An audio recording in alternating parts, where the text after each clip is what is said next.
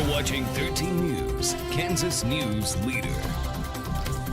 Good evening, I'm Melissa Bruner. And I'm Ralph Hipp. Well, let's get started here at 10. Tonight is the night your August 2nd primary ballots have been counted. Still some to be counted tonight, and some races already clearly decided.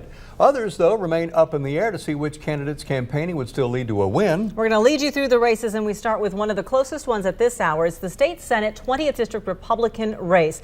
Vicki Schmidt and Joe Patton. Vicki Schmidt, the incumbent, Joe Patton, a former state representative, challenging. The same matchup happened 4 years ago. Vicki Schmidt victorious then, and tonight she continues to maintain a lead, 54 to 46% in the state Senate 20th District. There is a primary on the Democrat side. There is, with these four, and Rick Cortez is just back from the Democratic convention. He was one of the delegates, but Candace Ayers has been leading this four-person field all night to face presumably Vicki Schmidt. This is the Democratic primary for District 20 with Dennis Rogers, Rick Munoz Cortez, and Clarence Hinchey. Ayers leading at this point with 45% of the vote.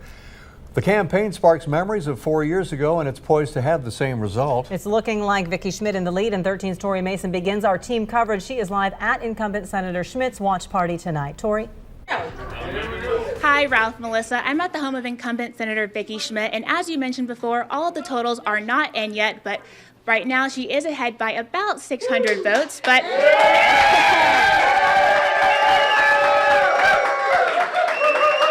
she has quite the fan base here, but this small margin is nothing new to the senator. In 2012, she narrowly beat her same opponent, Joe Patton, by just under 200 votes. Vicki, did you think the race would be this close again? Oh, I don't care if it's close or not. As long as you win in the end, it doesn't really matter to me. How's the atmosphere been this election season? Ugly. Could you elaborate?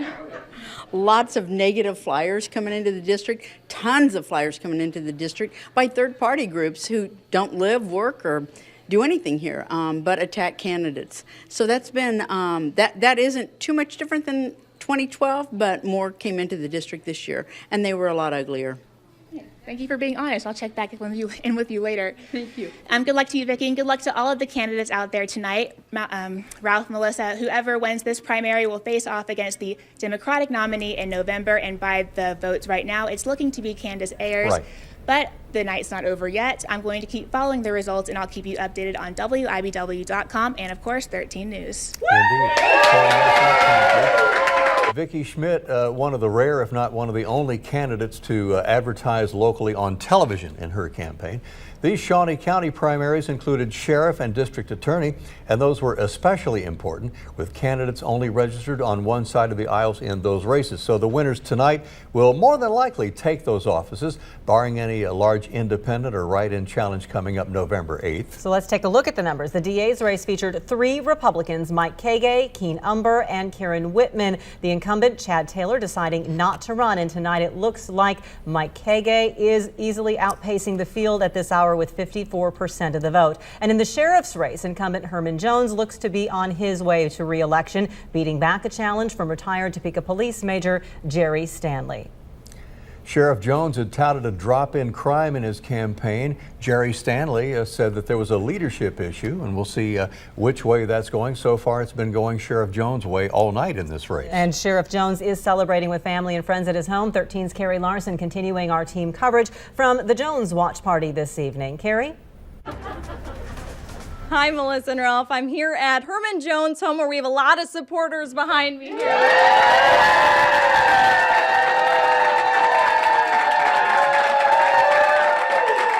It's a good crowd tonight, and I'm here with Sheriff Jones. Hello, thanks for being with us tonight. Well, thank you very much. It's great to see you here in the household, particularly with all these supporters and all the supporters out there as well for a night like this. It's been a great challenge, been a great campaign, but I can't do it by myself. We've got a lot of great people right here that are dedicated for what we want to do for this community and keep it safe and move on even further. Absolutely. When you were doing your campaign and people were coming up to you, what were some of the things that they want to see in the next 4 years? You know, one of the things that they were saying is what's broken. So one is they were confused why we had that much of a contention of a campaign.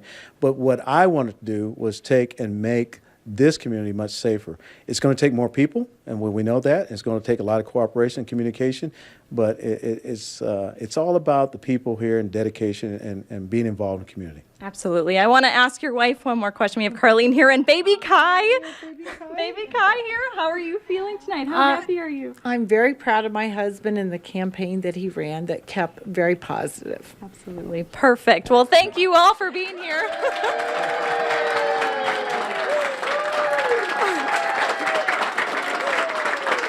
And thank you, Sheriff Jones. Best of luck to you. Back to you, Melissa and Ralph. Thank you, Carrie.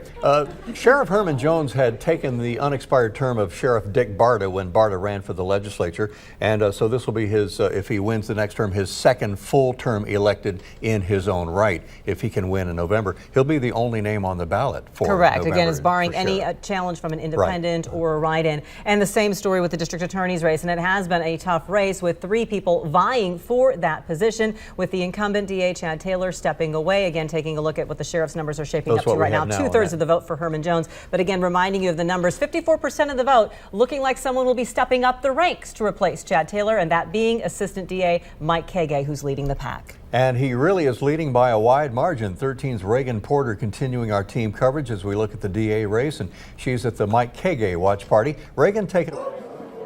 Melissa, Ralph, current Assistant Shawnee County District Attorney Mike Kege is currently in the lead, and he's vying after that Shawnee County District Attorney position. Now, as we head over and look around the room, the crowd is cheering. Lots of smiles. They're super excited that they're also celebrating the lead and not only celebrating life. Now, as we turn now to the man in the lead, Mike Kege, and his wife, Hannah. Kege, what are you thinking in this moment? I'm just very proud of the work that we put in. I think we've run a really good campaign. We've worked very hard. Everyone here was a part of that, and I appreciate them. Most especially my lovely wife, Hannah, who's right here with me. I'm very proud of the work we've put in, and I think we're seeing it pay off tonight. And what are some of the reasons that you think you are in the lead right now? Well, it's my team. You know, it's my wife, Hannah, and the people that are here. And I think we've run a very clean campaign. It's been a very positive message, and people have responded to that. And you are currently in office right now as the Assistant Shawnee County District Attorney. So if you step into that official role, what will some changes you might make be? Well, we've talked about throughout the life of the campaign, we've talked about some of the areas that we want to prioritize. Increased focus on crimes against children. Sex trafficking is a big problem in the community right now. Meth trafficking, and obviously the gang violence. And since no Democrat is on the November ballot, if you keep the lead, and you might win, we will see, that might make you the next Shawnee County District Attorney. And Ralph and Melissa, we will continue to keep you updated at the bottom of the screen and also on WIBW.com. All right. Keen Umber, one of the challengers, said that the conviction and acquittal rate was really 50-50 under Chad Taylor. He said there was not the conviction rate Shawnee County needed, but a real referendum. Mike Kege, the assistant, he's winning and winning big. He is tonight. We have a couple other Shawnee County races that we want to take a look at right now. These are for the commission districts, both incumbent commissioners facing challenges in the primary. So we start with District 2 in the Shawnee County Commission. This is a Democratic primary between the incumbent Kevin Cook and former Shawnee County Emergency Management Director Dave Sturbins. And Kevin Cook, the incumbent, holding on. He has 70% of the vote in this primary. No Republicans registered in this race. So again, it looks like Kevin Cook may easily hold on to his seat come November. Right. Now let's go to District 3. This is the Bob Archer race. Bob Archer, the former city councilman, who said, "I'd rather work with 3 than work with 9. He's been very successful on the county commission. There's no Democrat who's filed on the other side in this race. So Bob Archer has been leading Richard Barngrover, and that's by a 3-to-1 margin, 76 to 24%. And it appears another term on the way for Bob Archer. In the heated District 1 Republican race, let's check in on it. And Melissa, are we hearing from our sister station? Are we going with anything official? Have they called this race yet? KWCH-TV is now declaring Roger Marshall the winner in this race. The big first congressional district covers about the western 2/3 of the state, stretching into the Manhattan area, even into Wabaunsee, Potawatomi. About that line is where that ends. The incumbent Congressman Tim Huelskamp appears to be going down to defeat to Roger Marshall, a doctor from Great Bend. 58% of the vote right now for Roger Marshall. Still have some precincts coming in tonight. Sure we do. And And let's check some other congressional races. We'll go to District 3, the Republican race. If we advance to the next set of numbers in the Kevin Yoder race, we'll begin on the Democratic side to face what appears to be a Kevin Yoder matchup. And Jay Sidey, he had trailed Nathaniel McLaughlin for a while earlier in the night, has pulled ahead of McLaughlin, 12,000 to 9,000 and 7,000 for Reggie Marcellus. This is the Democratic primary there in the Wyandotte and Kansas City, Kansas area for District 3. And let's check on the Republican side with Kevin Yoder leading by 16,000 votes over his challenger Greg Good. The incumbents, as you know, generally have a lot of advantages in getting another term in Congress, except for Tim Huelskamp at this point. But Kevin Yoder leading 64 to 36% over his Republican challenger. District 4, Melissa, that's the Wichita area. Here's the Democratic side of that race. Yes, Daniel Giroux and Robert Tillman. Daniel Giroux, this is a close one. 53% of the vote for Giroux over Tillman tonight. They would face the incumbent in that race, which is Mike Pompeo, who did not have a primary. The second congressional district where Lynn Jenkins is the incumbent there. She also did not have a primary, but she will face Democrat Brittany Potter on the November ballot. Checking the U.S. Senate race, an easy race for Republican incumbent Jerry Moran tonight, a wide margin of victory over his challenger DJ Smith. There is a Democratic primary here, so Moran will face on the November ballot Patrick Wisner, he defeating Monique Singh tonight.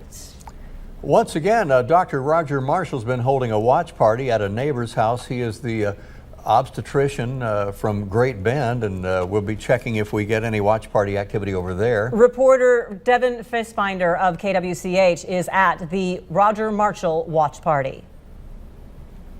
The excitement is really growing here at Dr. Roger Marshall's campaign watch party. I spoke with Marshall earlier. He says he's not nervous. He's excited. He's happy to be here in Great Bend, his hometown, with his family, his friends, and those who know him best. When I spoke with him earlier, he says he wished he had a little more of a positive campaign, but he said it was hard not to make things negative when his challenger was saying negative things about him. He says at this point he's excited to be with the people he loves. He's excited to wait and see exactly what happens for his future, but he's hoping that the race goes his way. But I'm so excited. I feel like I ran a marathon for the past 15 months, and it's like the Olympics, and now the judges are the people that are voted today. So I'm waiting for the judges to see what they say. We've done our best. We've made our case, and we're just excited to be here tonight, celebrating with friends. Marshall told me earlier, win or lose, he wants Kansans to know he's a family man, he's a good man, and he ran in this race for the right reasons.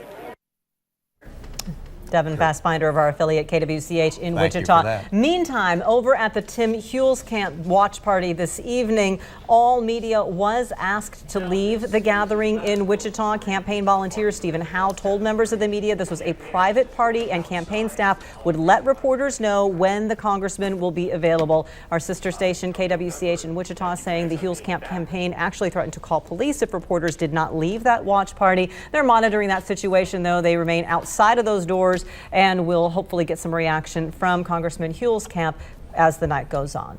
Our partnership with KWCH, we're now a sister station with them. They've been an enormous help in covering this race, and it's one of the marquee matchups really in the nation, the Huelskamp-Marshall race there in District 1. Well, let's check some other House races, Kansas House races around Northeast Kansas, and we'll go to Kansas House Democratic race, and this is District 50, Chris Huntsman and Ross Hutchinson, and here is that total. Fairly close at this point. This is with 16 of the 25 precincts reporting.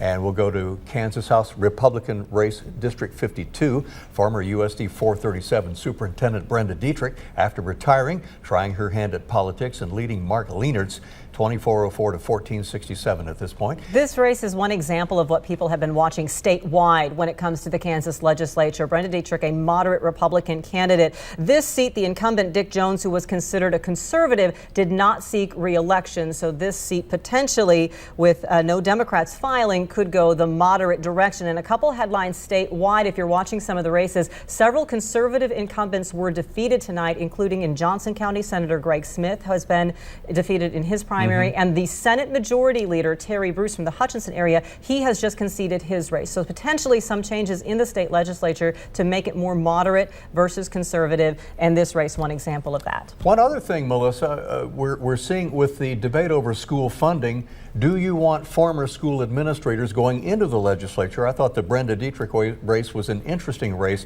to get former people who know how to operate school districts into the legislative process if they win, if they take those seats, and see how they do on the school funding issues. So she is leading that race in District 52.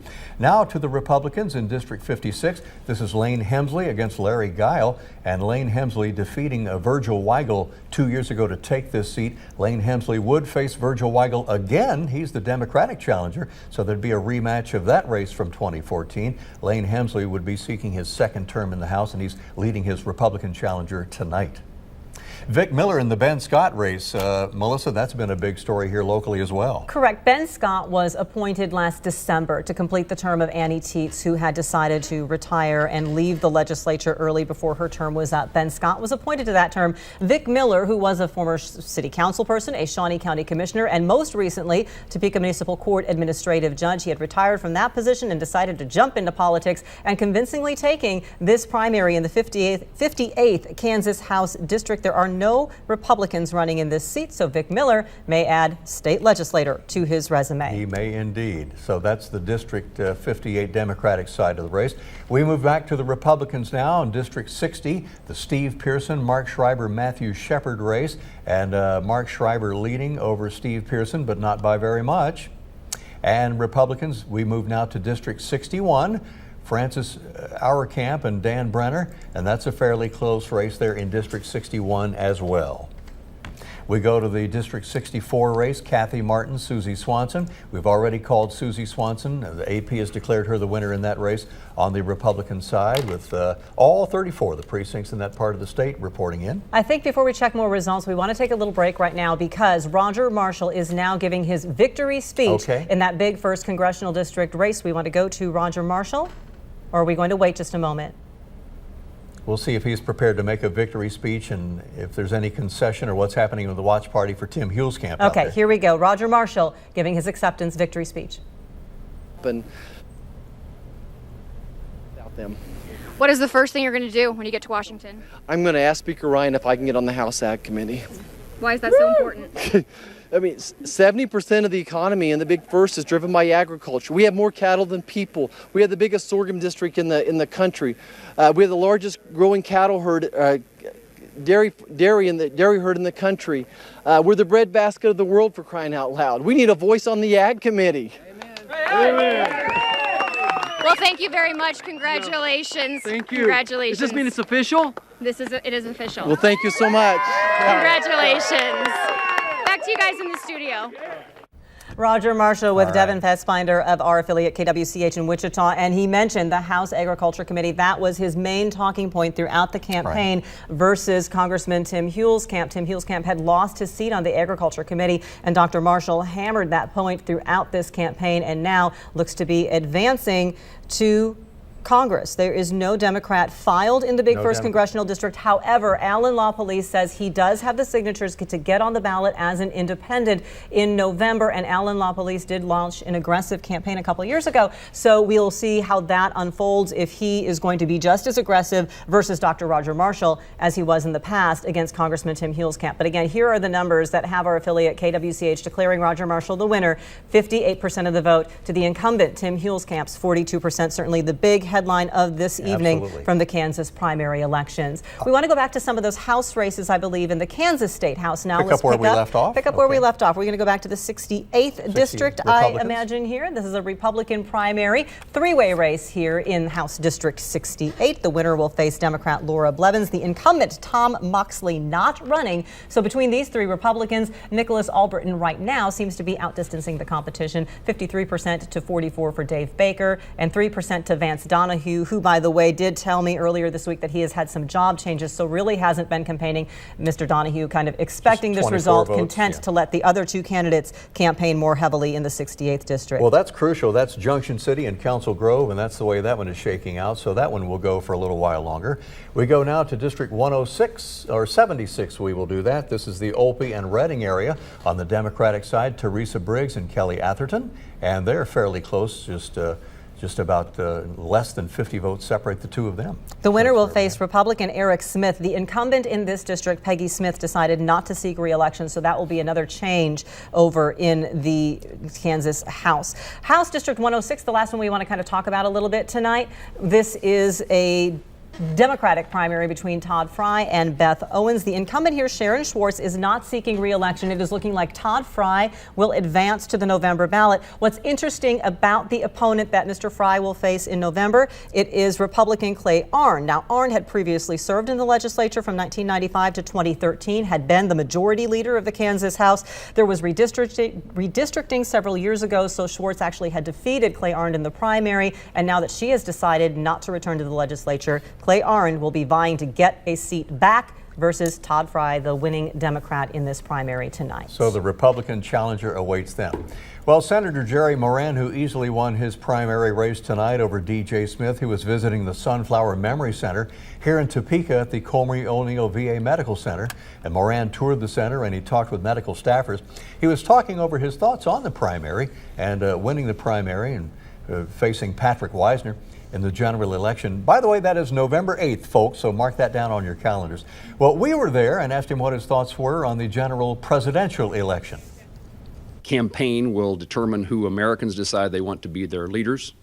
And I've indicated that I have great concern that if Senator Clinton is elected, Secretary Clinton is elected, it's continuation of the policies that we've had with President Obama, and another 4, 6, 8 years of that is a challenge. But I would just tell Kansans and Americans this is their choice.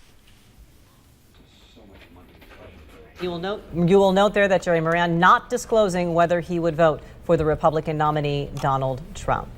One other interesting note, Melissa, they had asked Jerry Moran, are you endorsing Roger Marshall or Tim Huelskamp? He declined to endorse either one of them. He said, I will let the voters of the Big First decide for themselves. And at this point, it's looking like Dr. Marshall. We are going to take a break from election numbers and take a look at a different kind of number, the temperatures. And Jeremy Goodwin is keeping an eye on some rather large numbers on that front. Hi, Ralph, Melissa. Tomorrow looks to be a hot day. High temperatures in the upper 90s. Heat index around 105, maybe even 108. Let's check out the Sharp Honda sneeze alert. Plantain, Chenapot, and grass all in the high category. Tonight, it's been climbing the last couple of days, and today, no exception. Our Capital Federal live storm tracker, dry conditions across northeast Kansas for now, but we are likely to have at least a few isolated thunder showers developing late tonight and early tomorrow in our area. Then tomorrow afternoon, the temperature starts to really climb again. Here's what we have outside now. Capital Federal live sky cam from Quinton Heights Hill, looking toward the Kansas Expo Center. Skies are partly cloudy, no rain falling right now in northeast Kansas. Our view from downtown, from the top of the Jayhawk Tower, the Parish Hotel's Ramada Hotel and Convention Center camera. This is looking off to the northwest, and it is calm, warm, and muggy across northeast Kansas right now. After 10 o'clock at night, still 82 in Topeka, 79 in Manhattan, and the heat index with the extremely high humidity in place still making it feel like 90 in the capital city. We are still officially in summer, and it certainly feels like it out there. Again, this late in the evening to see the heat index in Emporia still 89 degrees, fairly impressive. Wide look at the satellite and radar. We're mostly clear here, seeing a few thunder showers in eastern parts of Colorado, western Nebraska, South Dakota seeing some thunderstorms as well, but we're dry so far. But Supercast does pick up a few scattered rain showers late tonight, mainly after midnight. Not widespread and not everybody getting the rain, but there's 6 a.m. and this is the leading edge of that warmer air really starting to fight its way back into Nebraska. Today we saw highs in the lower 90s for many spots. Tomorrow we'll be in the upper 90s with that warmer air pushing all the way back across eastern Kansas, leaving us the light south wind, humidity very similar to what we had today, and the heat index likely making 105 to maybe even 108 at times. Today we had cloud coverage sticking around much of the middle of the afternoon, kept the temperature down a little bit. Tomorrow I don't think we'll have that nice cloud coverage to keep it down. It should get very hot. So 96 in Topeka tomorrow, about 101 in Salina, Manhattan 97, heat index easily above the century mark tomorrow in the afternoon with the heat index and the humidity very, very high. The People's Insurance Group Road Risk Index will go with yellow car for tonight and tomorrow morning. The possibility of some thunder showers should be isolated, but some wet roads are possible, so just watch out for that. But no chance of any severe weather expected in the area. Tonight, 75. isolated rain chances possible late tonight. Tomorrow, 96, heat index above 100. And the 8-day forecast, we stay hot with chances of scattered rain showers almost every day through Sunday. Tomorrow's rain chances mainly in the morning. Thursday and Friday could be afternoon storms. And then the coldest temperature we have for a high is 89 next Wednesday. So summer is still in control. A couple of really hot days on the way, Jeremy. Hope it didn't affect the voter turnout too much with it being so hot today. I don't think it did. All right. Thank you. Okay. We're declaring another winner, the Royals. The Kansas City Royals, they won tonight over the Tampa Bay Rays down in Florida. A bit later on 13 Sports, and we'll see how they got the win as they get ready for a morning game in Tampa Bay tomorrow. We're also going to be back with some of the election results from our surrounding counties next. You're watching 13 News at 10 with Melissa Bruner and Ralph Hipp. 13 News, Kansas News Leader. You're watching 13 News, Kansas News Leader. Before we get to some of the surrounding county results, I do want to go back and make a correction, and my apologies for this. Ben Scott. We had to go back in the history books. We took a look here, and I apologize for this. Ben Scott was appointed to replace Harold Lane when Harold Lane retired. Annie Teets left the legislature just earlier this year. Jim Gartner was named to replace her in the 53rd District. Jim Gartner, the Democrat, and he is seeking that seat. He is seeking a full term. He will face Republican Richard Kress on the November ballot. So my apologies for that little mix-up in the House districts in the Topeka area. You'd mentioned, Melissa, Jim Gartner was really sworn in pretty much for the special session. Right before the special session, he took his seat. Recently. So we've got the names, and there will be some changes. We'll see possible changes in those names into the legislature. Well, let's check some of the sheriff races around our area. We begin with the Pottawatomie County Sheriff on the Republican side. Sheriff Greg Riot, 34-35 to 940 for his challenger Dan Koslow. So Sheriff Riot, he wins on that side of the race. We go to the Jefferson County side, and of course, this is for Wabaunsee County. Rob Hoskins, Carla Swartz, and Sam Hamilton. And the vote's fairly evenly divided, but it's already been called in favor of Rob Hoskins on the Republican side.